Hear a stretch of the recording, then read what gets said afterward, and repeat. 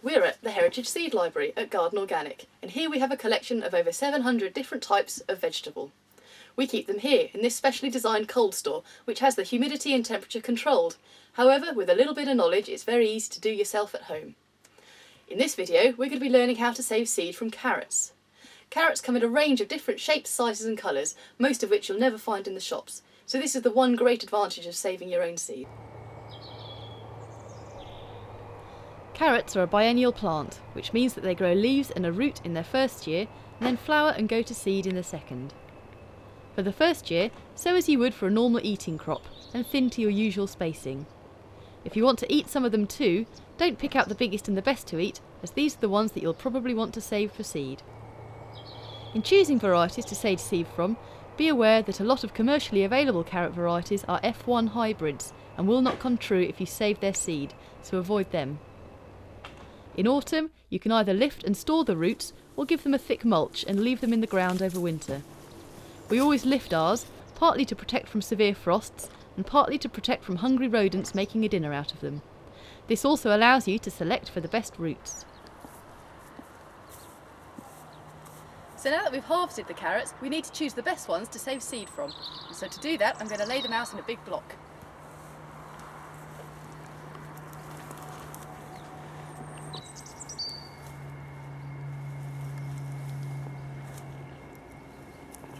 So this is what this variety should look like. This is the carrot that we want to save seed from. It's orange, long and tapered. This one here, as you can see, it's purple, so we don't want to be saving seed from that one. This one, it's got the wrong shape. It's a stump-rooted type, and it's also very, very hairy, which we don't want to pass on to the next generation. And this one, it's forked, and it's also split, so we don't want to be saving seed from that one either.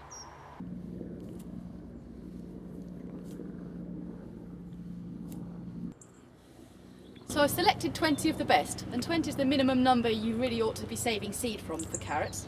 And so now I'm going to pot them on and show you how to store them for winter.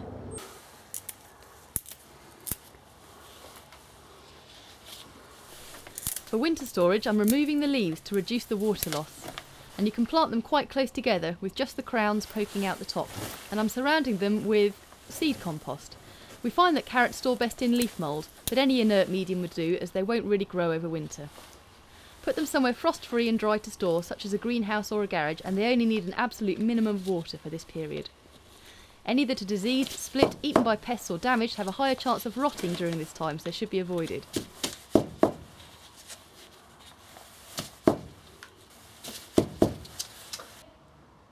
As you can see, if you want to end up with at least 20 good carrots, it's wise to sow enough to counteract any losses along the way.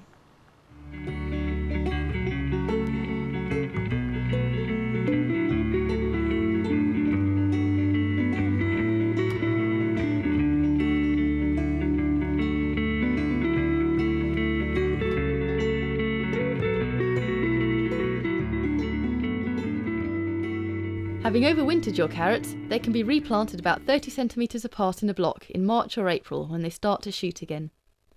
The flowers are very attractive to insects, and these will transfer pollen from one flower to another, and this is necessary for the plants to set seed. If, however, the insects have visited the flowers of another carrot variety, they'll transfer the pollen from that variety and cause yours to cross-pollinate. This means that when you sow the seed next year, it may come up as something different. If yours are the only carrots in the radius of about a mile, then you don't need to worry. However, there is a wild carrot, known as Queen Anne's lace, which can cross-pollinate with your carrots and make the roots thin and white. If there are other flowering carrots, or you want to save the seed from more than one variety in a year, you'll need to make a cage to keep out the insects, and you can use fine net curtains for this. You'll then need to introduce insects to do the pollination inside the cage. We use fishing maggots, hatched into flies inside the cage.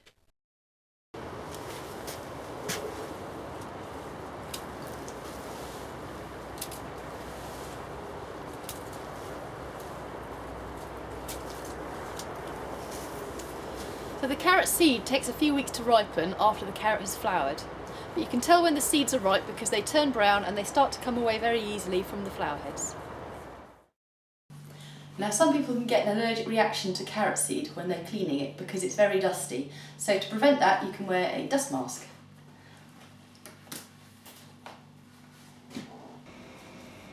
When dry, carrot seeds can be rubbed off the heads and through a sieve. The seeds are quite hairy and tend to clump together, and the sieve really just gets rid of any dust and undersized seed.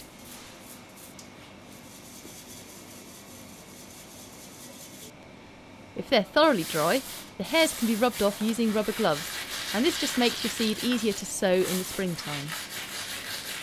Seed is best stored somewhere cool, dry and dark, and so a fridge isn't really ideal just because it can be quite humid in there, but a cupboard under the stairs or an unheated room will do fine. In these conditions, the seed should last up to 3 years.